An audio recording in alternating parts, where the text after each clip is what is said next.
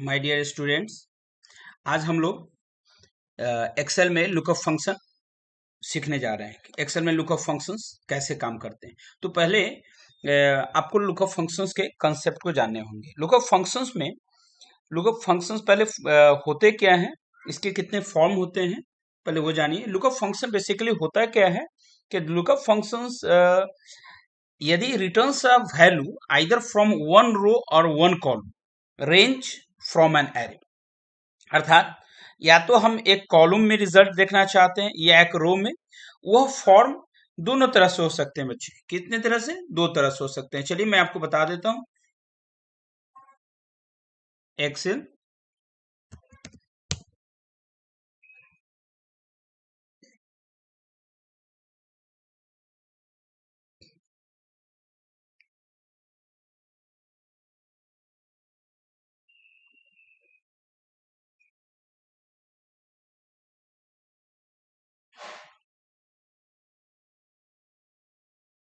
Here we will write. अब समझेंगे कि कैसे हम लोग lookup functions.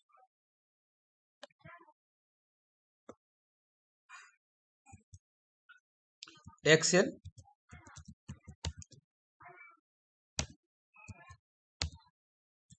Lookup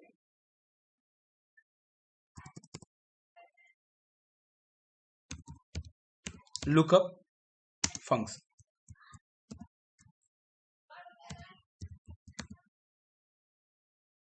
lookup function के दो फॉर्म होते हैं बच्चे। दो फॉर्म्स होते हैं, टू फॉर्म्स हम लोग कह सकते हैं कि एक Excel lookup function.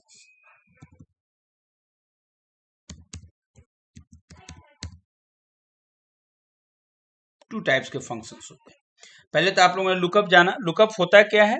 Returns a value either from a one row और वन कॉलम रेंज और from an array that is related to lookup functions. तो पहले बच्चे हमें एरे के लुकअप फंक्शंस को जानना होगा कि कितने तरह से इसे कैटेगराइज किया गया है। इसे दो तरह से इसके फॉर्म होते हैं। फर्स्ट जो फॉर्म होता है इसका, जो कहलाता है आपका वेक्टर फॉर्म बच्चे कहलाते हैं। कौन से फॉर्म कहलाएंगे इसको? इसको हम लोग बोलते हैं वेक्टर फॉर्म्स। फर्स्ट जो फॉर्म होता है वो आपका वेक्टर फॉर्म होता है, और सेकेंड जो होते हैं बच्चे वो आपका होता है एरे फॉर्म होते हैं। वेक्टर फॉर्म्स क्या होता है, देखिए जरा इसके कंसेप्ट को।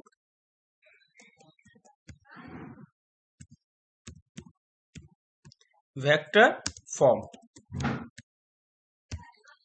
वेक्टर फॉर्म, वेक्टर फॉर्म और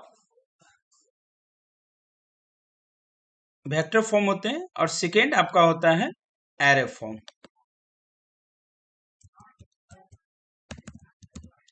एरे फॉर्म, ओके। तो हमें पहले जानना होगा कि वेक्टर फॉर्म में होता क्या है।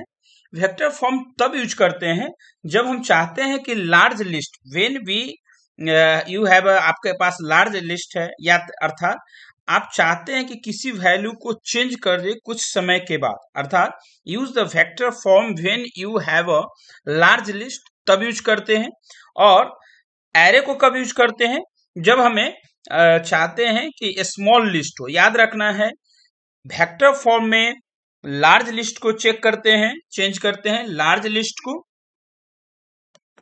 इसमें हम लोग लार्ज लिस्ट को करते हैं बच्चे, लार्ज लिस्ट को होता है, और एरे में हमारा होता है स्मॉल लिस्ट को। ओके, एक कंसेप्ट थोड़ा ध्यान रखने के। अब इसके सिंटेक्स को भी मैं आपको सामने शेयर करता हूं, स्मॉल लिस्ट को। ओके, देखिए वेक्टर एरे का सिंटेक्स क्या होता है, इसके सिंटेक्स जान लीजिए। बहुत इंपॉर्टेंट है सिंटेक्स का जानना। जब तक आप सिंटेक्स नहीं जानेंगे बच्चे, तब तक आप इसके पैटर्न्स को आप नहीं समझ सकते हैं कि आखिर ये यूज कैसे किए जाते हैं और किस तरह से इसको यूज किया जाता है। ठीक है, तो आप इसके चलिए बिना समय गंवाए हम लोग इसके सिंटेक्स को जरा आपको बता दूं कि कैसे होता है। इसका सिंटेक्स कैसे हम लोग यूज करते हैं उसको भी हम लोग जानेंगे।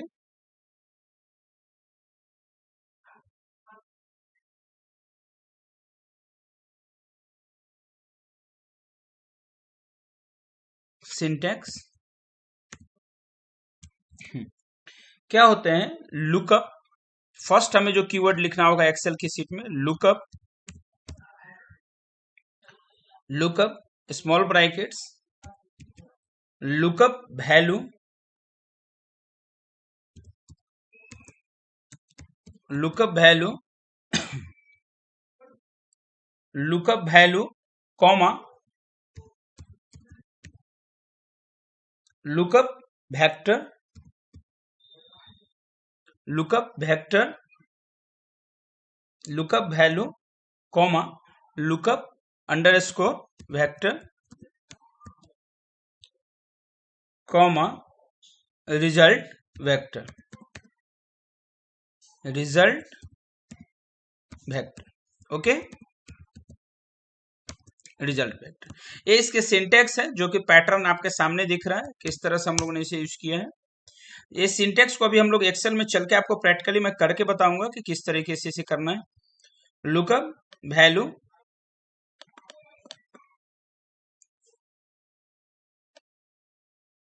Lookup value syntax, lookup value comma lookup vector and result vector, okay.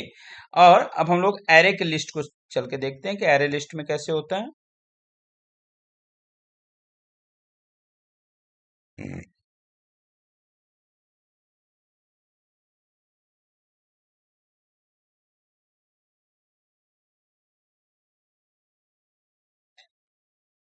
Array form में क्या होगा?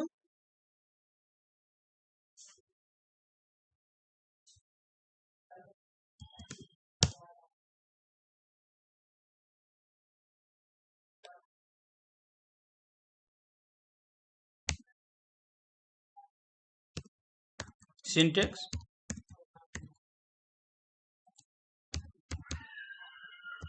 लुकअप, लुकअप, लुकअप वैल्यू, सभी बच्चे हमें लिखना पड़ेगा lookup, lookup, lookup underscore value comma array, okay. ये आपके सामने दिख रहा है,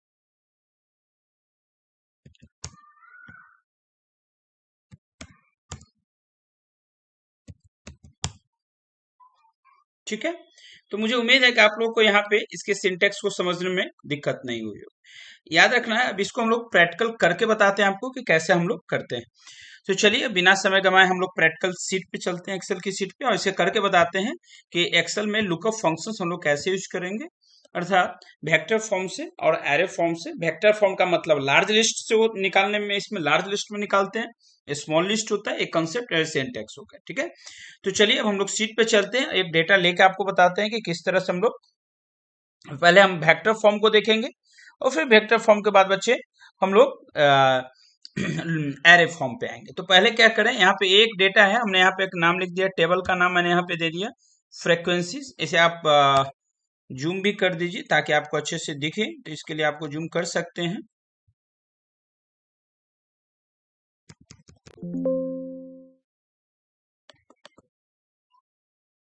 चलिए हम लोग यहाँ पे क्या कर रहे हैं, फ्रीक्वेंसी, ए वाले कॉलम में मैंने लिख दिया फ्रीक्वेंसी, फ्रीक्वेंसी आप बोल्ड कर सकते हैं।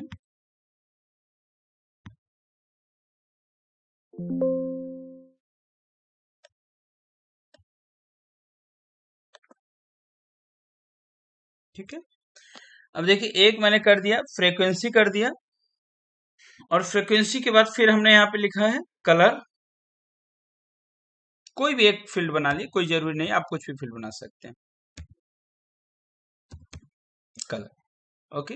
अब देखिए इस तरह से ये साइज रिड्यूस नहीं हो रहा है और ये एक दूसरे में मर्ज हो रहा है, तो आप कुछ नहीं करेंगे, सीधा जाएंगे आप यहाँ पे, और यहाँ पे फॉर्मेट नाम का एक ऑप्शंस मिलेगा, और आप इसे कर देंगे ऑटो फिट कॉलम विथ, तो अपने आप एडजस्ट कर देगा जिसको आप सिलेक्ट करते हैं, जितनी दूर तक। मान लीजिए सपोज मैंने यहाँ तक डेटा को सिलेक्ट कर लिया, दो डेटा को हमारे पास इस तरह से है ना, मान लीजिए 10 तक, तो इसे मैं कर दूंगा format and auto fit column with, automatically आप देखिए आपके सामने दिख रहा होगा, है ना।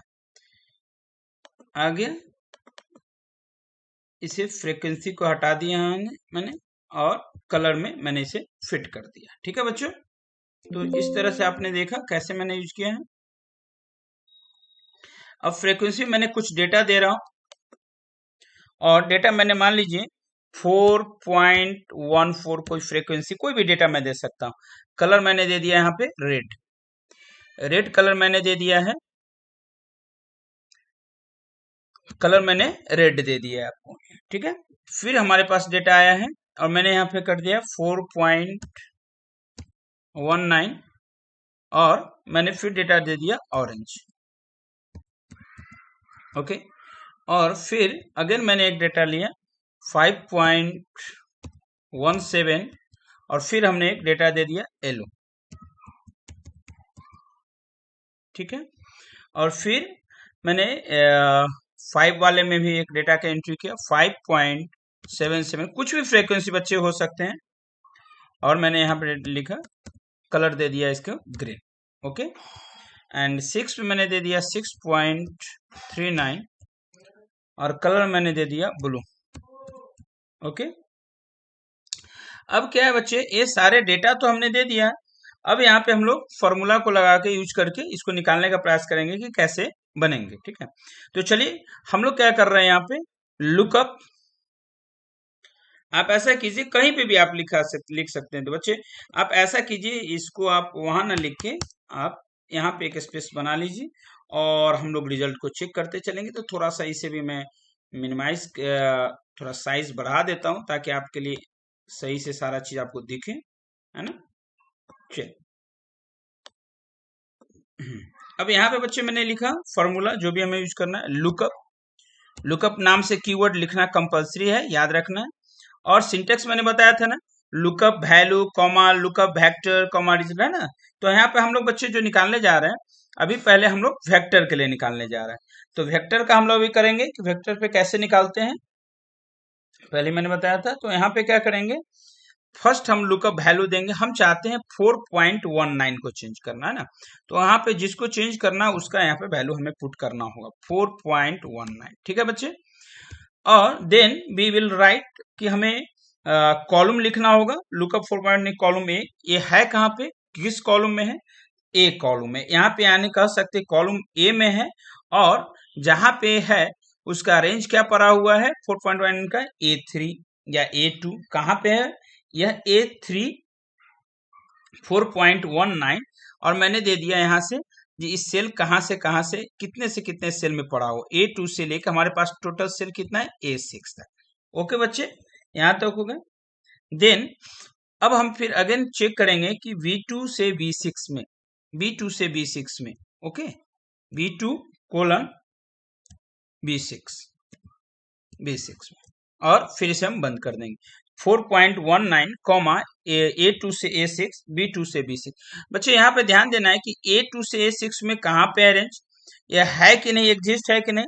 देखिए क्या आउटपुट देता है, जैसे आप इसे एंटर करेंगे तो आपको दे दिया ऑरेंज। यानी बच्चे हमने लुकअप फंक्शन के द्वारा किसी भी वैल्यूज में लार्जेस्ट, याद रखना है वेक्टर में हमेशा लार्जेस्ट वैल्यूज में कहीं पे भी हम इसे फाइंड आउट कर सकते हैं।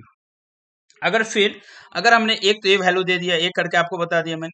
अगर हमने यहाँ पे चेंज कर दिया बच्चे, और हमने यहाँ दे दिया 5 पॉइंट समथिंग 00, 5 पॉइंट समथिंग अगर हमने दे दिया यहाँ पे, तो then what we will write 5.00, 5.00। Okay, तो बच्चे यहाँ पे क्या करेंगे, हियर वी विल सी कि कैसे हो रहा है A2 से A6 और B।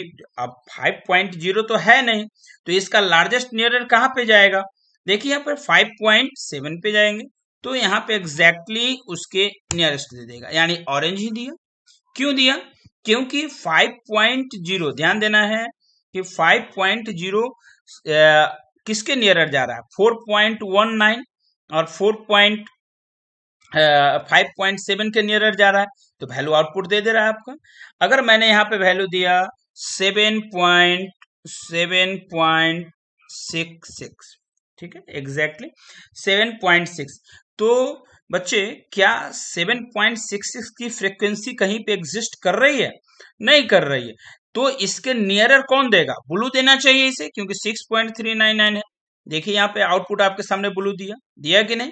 तो हियर वी कैन से किस तरह से आउटपुट हम लोग देख सकते हैं। फिर अगर मैंने यहाँ पे सबसे स्मॉलेस्ट फ्रीक्वेंसी दे दिया जो कि एग्जिस्ट है ही नहीं कॉलम में, सपोज मैंने यहाँ पे 0 दिया। अब 0 एग्जिस्ट नहीं है, बट 0 के नियरर कौन सा है बच्चे, 0 के नियरर कौन सा है इसको चेक कीजिए। तो 0 के नियरर कौन सा आएगा, 4.1 आना चाहिए। एंड नॉट अवेलेबल, डेटा कुछ दिखाया नहीं, है ही नहीं, डेटा एग्जिस्ट कर रहा है, ठीक है।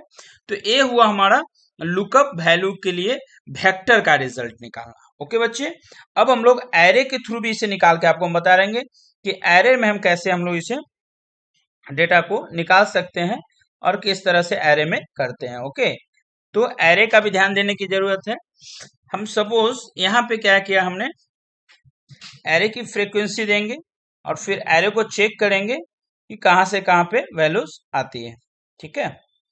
तो चलिए अब हम लोग एरे के फॉर्म में चल रहे हैं देखने कि एरे के फॉर्म में क्या आउटपुट देता है।